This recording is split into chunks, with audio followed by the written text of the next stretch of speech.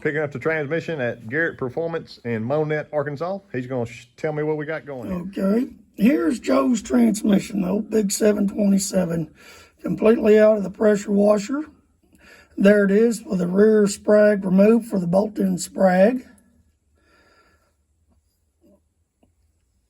There's more pieces of it, completely disassembled, valve body and everything. There's the case all cleaned, getting ready to put her together.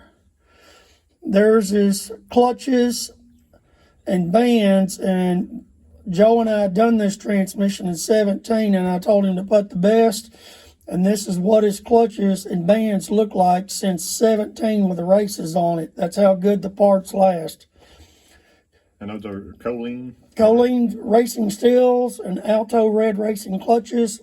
No hot spots whatsoever. The only problem we had with his transmission on the Ford clutch, he had excessive amount of clearance issues. And there's a company in Canada that makes a billet piston, and you measure your thicknesses and they make the pistons. So we upgraded Joe's wave plate that's in that drum, and his old one is one of these styles, Mopars. It does not have the holding on it that we need when that piston applies, and plus it's wore. Nice. And that's why we put the new heavy-duty wave plate in that. And here is the factory Mopar 727 piston. And what they do is they make this thickness right here that pushes against that wave plate thicker, so you can tighten the clutch back up. Because when we first put the dial indicator on it and I aired the clutch up, it had like 65 thousandths worth of clearance. Wow. That didn't need to be in there. I could tell when I grabbed the shaft and pulled on it, it was... Yeah. And we got it back now to Mopar spec, and there's a new pump bushing. And here's selective thrust washers. That's a must on your 727 904 rebuilds, because the factory washers have a lot of wear on them. And this here is how you can set the transmission up on all the clearances perfect, where they don't just sit there and vibrate and chatter.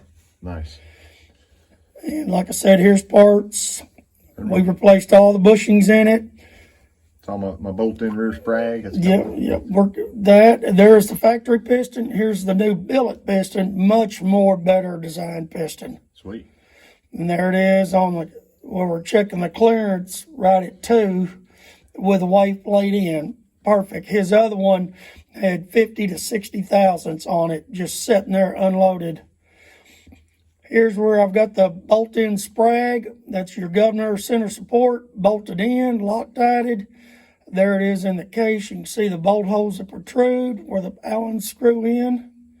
There it is assembled. And there's his deep pan extension. That's a must when you're running deep pans on 727s. And he had a competition valve body. I didn't do anything to it. It was already set up, but I took it apart and cleaned it, and it turned out good.